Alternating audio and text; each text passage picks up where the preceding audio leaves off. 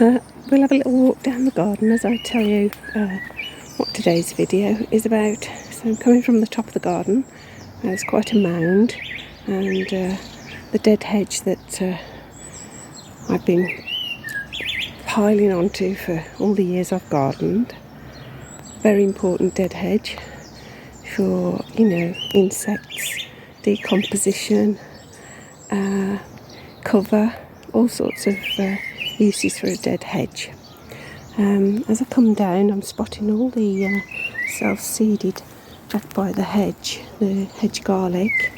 There's lots of it while the blackbird sings to us. So my video today is a bit of a mix really. There's the first part is about the importance of fruiting trees and shrubs, so vital for the garden, and I'll show you not just in my garden. As you can see, there's a blossom on that tree there, that's a plum tree, and there's blossom on that little tree there, and that's a damson. The importance of fruiting plants in your garden.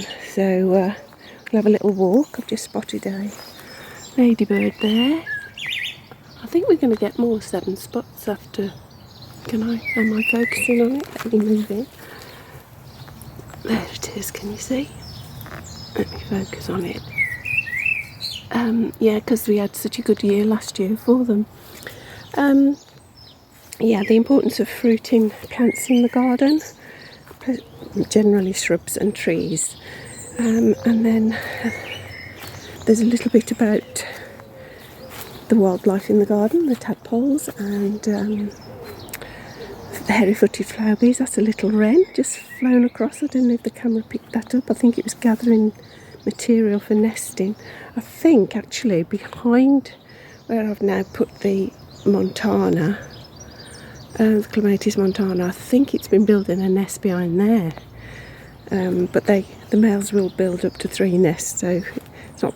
I've always had wren's nest in the garden, but not necessary that nest will be the one the female chooses. They usually build about 3, and the female picks what she wants. So I'm going to show you all the fruiting plants in the garden and in my neighbour's garden, because it's it all connects in a way. May not have much in the way of flowering plants, but they do have flowering trees, and talk about the importance of those. So let's just have a little look at my spring garden as I walk down. I've just been up to the compost bin with my garden, the kitchen food waste, to pop it in the compost bin.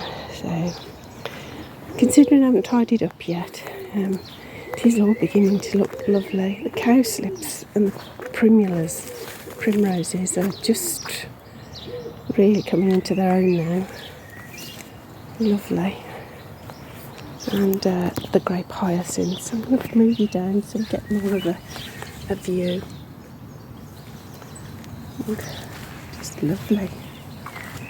Yeah, gorgeous.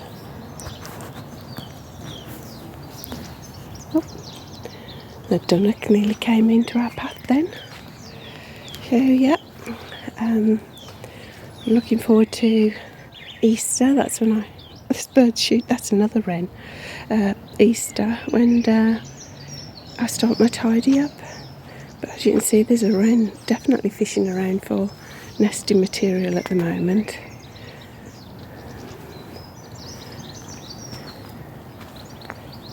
Hairy-footed flower bees are just beginning to wake up and buzz up and down the garden. Husband actually caught, I'll try and put the photo in, it's not super clear. The male caught a female the other day on the great hyacinth popped by the house, and came down for, managed to mate with her. The robin's just coming down. The robin just flew over my head. Here's the robin coming for its mealworms. And I can hear a bumblebee buzzing. Sounds like it's looking for some nesting place. Hear it? Hope it finds a nesting place. Good morning. I'll feed the robin then.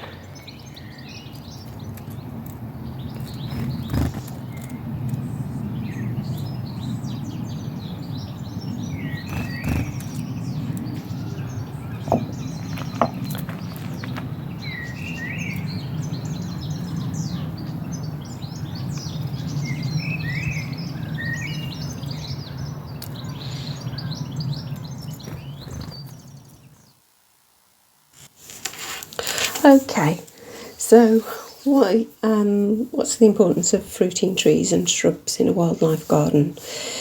Well, they support such a wide range of wildlife.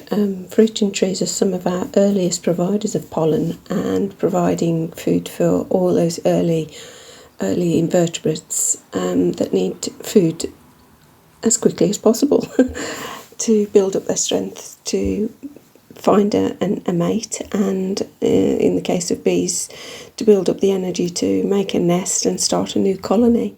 So yeah, they're very important. And I would say where possible to use native ones, hawthorn, there's an oak next to it there actually, the hazel, damson. They help caterpillars too, because they've all grown up, developed together sort of thing. So they rely on the leaves for a food source. But Mahonia here isn't a native plant, but gosh, it's very important for wildlife, especially in the later months of the year when it provides its flowers, sort of late November, early December, and can go on into January. And those berries are absolutely devoured by birds. They're not ripe yet. They will turn black and be ripe, and disappear really quickly. As with the raspberries and the berries I've got in the garden, and some of them I've planted for us. In the background there's blackberry. It's been cropped at the moment, but will come up. But all the raspberries, obviously birds love raspberries, and the bees adore pollinating them, especially the carder bees and the early bumblebees. And obviously they're food for us too, so it's a win-win in a sense. So we're providing food for everyone. The other good thing about some of our native plants, like the holly here, is it's a great plant for birds to nest in once it's got established. This one's only a young holly, but once they're established, they're great nesting sites, and great for birds diving into somewhere for protection from any predator that may be in the garden. So yeah, our plants are really, it's really good to have the native ones if possible. But as I say, I've got non-native cultivars and different things in the garden. All of these plants sort of go on to provide fruit or nuts in the later months of the year. Cherry, for instance, even the stones provide food. I have found once a stash of cherry stones under one of the old chimney pots in the garden. Each one had got this tiny little hole in it where the kernel had been removed, and it's field mice that can do that to cherry stones. So, and dormice, but I don't get dormice in my garden. Wish. But yeah, they provide shelter as well. Those boxes they were bird boxes, but now I've let the ivy grow and the honeysuckle grow. Bees have used them. Last year we had an early bumblebee nest in one of them. Wrens will still probably use them because they like that dense hidden nest box kind of feature. But this is elder, and elder's quite soft wood. I found that we've lost our elder in our garden. This is coming in from the next door neighbour's garden. But it had a lot of rot holes in it, which are great for our lovely hoverflies. Some of our hoverflies require rot holes filled with water to lay their eggs in. But yeah, fruit, most of these will provide a lot of pollen and nectar for those early pollinators. And yeah, even, just planning to support wildlife in your garden. I think if you take some of our native trees and shrubs into your garden, you can't go wrong, really. As I say, they offer shelter, they offer food, places to perch. They're just really supportive of wildlife in your garden. The other thing is they all flower at different times of the spring and into summer, so there seems to be a constant supply of flowers in the garden then. And of course, once some of the more summery sort of flowering shrubs are in, you've got all the flowers in the garden too, so there's a constant supply of food in the garden. So yeah, get some fruiting shrubs in your garden. You can win, you can eat the blueberries like I do, and so can the birds, and great for pollinators. I've also found in the garden a lovely plant called false oxlip. This is a hybrid plant. It's a mix between native cowslip, which this is, and primrose, which again is a native plant. Some of these are cultivars, but there are some native primroses too, and they can cross-pollinate, and then you get this beautiful plant called the false oxlip. Now there is an oxlip in the country, a native one, but that's down in East Anglia. We don't get it here, but if you look at the cowslip behind you, you can see how the flowers are all facing one side on the stem, whereas with the oxlip they go circular. With the false oxlip, on a native oxlip they again, like the cowslip, face the one way. Beautiful plant. A catch up on the tadpoles. They're developing nicely, especially in this warm weather. They're just beginning to wriggle now. And then over to my granddaughter, who's been off with chicken pox. And this is the male hairy-footed flower bee. My granddaughter's been helping her granddad to catch bees in the garden. And this is the male. Female's all black. Noticeable by its little yellow face and its very hairy front legs. Do you like it, Susie? You have to speak. Yeah. What is it? Did you say it was your friend? Yeah. Yeah. Okay, thank you. So today I've managed to do a little bit of sowing. I have tried the seed snails, see how they go. I hadn't got cardboard, but I've got so much bubble wrap in the shed that I keep for insulation of plants, so I thought I'd use some of that.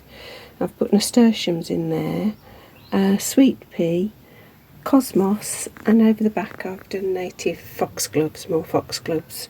And then in the trays, because these need to come in the house to keep warm, I've got bergamot, some evening primrose in the little tray at the back there, the Kent blue peas that Annie kindly sent me. Thank you again, Annie.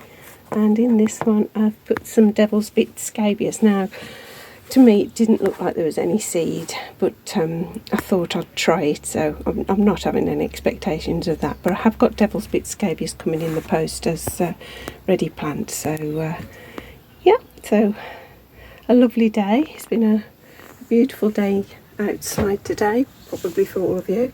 Still untidy out there, still needs a tidy up, but not long now I shall be starting to cut and drop in the garden. So yeah, I've had a lovely day. That's sheep's wool, that is. I've been putting that out for the birds. It's disappearing to rate or not.